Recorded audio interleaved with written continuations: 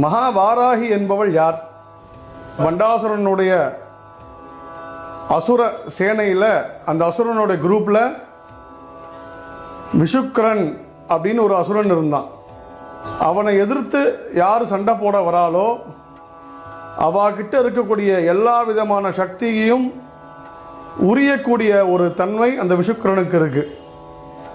அதனால இந்த பண்டாசுரவதம் பண்ணும்போது அந்த போர்ல விஷுக்கரனை அழிக்கிறதுக்கு ரொம்ப கஷ்டமா இருந்தது. அப்போ லலிதா மகா திரிபுர சுந்தரி வாராகி தேவி அனுப்புறா. கிரிச்சக்கரதாரூடம் அப்படின்ற ஒரு தேர்ல அன்னை மகா வாராகி தேவி விஷுக்கரனை அழிக்கிறதுக்கோசரம் போறா. விஷுக்கரனை அழிச்சு சம்ஹாரம் பண்றா.